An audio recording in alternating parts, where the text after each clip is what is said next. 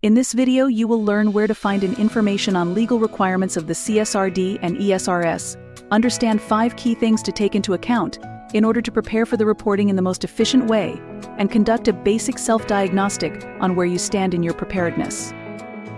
Imagine a large corporation. It operates in Europe, generates revenue, and employs hundreds of people. But how is it contributing to the sustainability of our planet and the well-being of its stakeholders?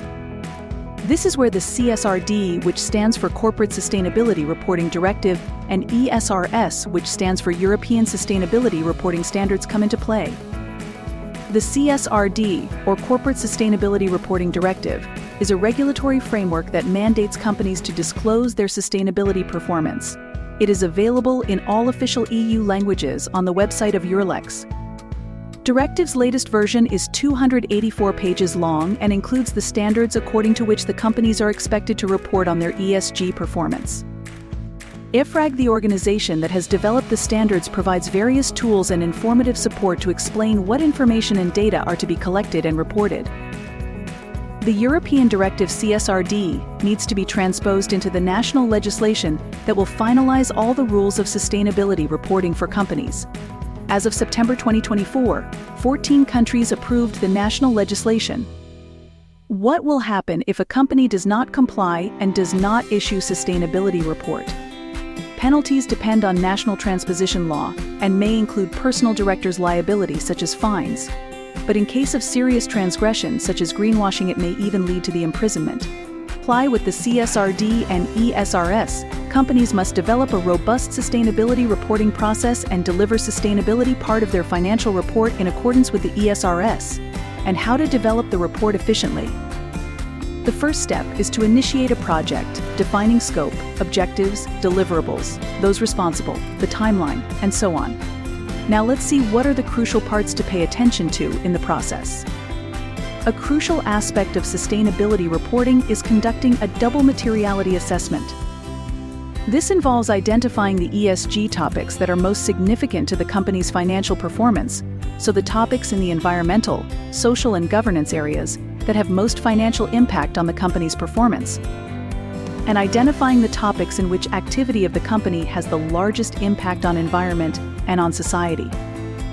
After your company selected what is material for your business, you will have to report only on those important topics, using the standards for reporting ESRS as your mandatory guide. To report on material topics accurately, companies need to establish a robust data collection system. This involves identifying key performance indicators (KPIs), developing data collection procedures, and implementing appropriate technology. EFRAG, the EU organization that has developed ESRS, developed a special table in Excel gathering all the KPIs with data points that need to be collected in order to report under the CSRD. There are over 1,200 positions in this list, of which around 350 are numerical KPIs and other are qualitative description. However, the companies need to report only on topics that were identified as material. For example, if diversity is material, then the company will need to report employees by gender and region. If protection against child labor is material topic, then the company needs to report on it. A significant portion of a company's ESG footprint lies in its supply chain.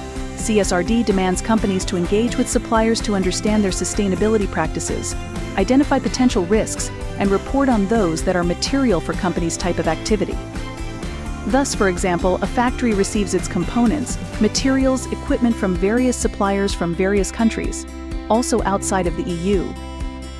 And the company needs to report on major ESG risks related to these suppliers, which can be related to their CO2 footprint during production and transportation, the use of water, or waste generation. But also includes social issues such as the risk of using child labor or corruption if this is a material topic for the origin of a supplier. To ensure the accuracy and reliability of sustainability reports, you need to conduct an independent audit.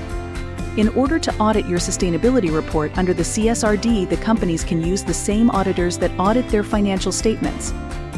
It can also be another statutory auditor, which is approved to provide assurance on sustainability reporting in your member state. These audits verify the data, methodologies used to provide data for disclosures, but also documents that prove the source of information and processes and procedures used to collect and store the information. The CSRD requires companies to integrate sustainability information into their financial reporting, more precisely into the management report section. This provides stakeholders with a comprehensive view of the company's performance. Hence, it is important to structure your project timeline for the development of the sustainability report so that you are on time to publish it together with your financial report. Consider that it takes 6 to 14 months to prepare and publish your first report, depending on where you are in the journey. If you have already published a GRI report, you are approximately 30% prepared. Your readiness improves further if you have also published a TCFD report. If some of your KPIs have been assured by an auditor, you can say you are 40% ready in your sustainability journey, including for CSRD reporting. If you have an ESG strategy with targets in place, then you are 50% ready, as the ESRS requires reporting on targets set to manage material impacts, risks, and opportunities, if applicable. Double materiality, unlike single materiality, will bring you to 60% readiness because it involves understanding how environmental and social topics impact your business financially. However, a significant portion of the work involves building the capacity to collect all the data and information required for disclosures under the ESRS. It is recommended to select and implement one of the many ESG software solutions available on the market. While it may take longer initially, it will help avoid mistakes, reduce report development time by half or even by a factor of 3 in the future, and facilitate a successful audit. Collecting information on sustainability-related risks from your suppliers is quite challenging. Achieving this brings you to 90% readiness. However, the final requirement is to publish the report in XBRL format, enabling machine reading so that stakeholders can easily compare the sustainability performance and risks of all companies reporting under the CSRD. To summarize, the key points for successfully preparing a sustainability report in accordance with CSRD requirements are structuring it to ensure a successful audit, preparing a timeline that aligns with your financial reporting schedule, accurately identifying the material topics your company needs to report on, establishing the proper processes for data and information gathering, and assigning appropriate human and financial resources, communicating effectively with your supply chain to identify major sustainability risks and collect the necessary information for reporting. This way, you will not only comply with the CSRD requirements, but place a solid foundation for transforming your business so that it operates sustainably, with the maximum benefit for people affected. Minimum negative environmental impact and foreseeing and averting many more risks that are often not taken into account with a conservative risk assessment approach.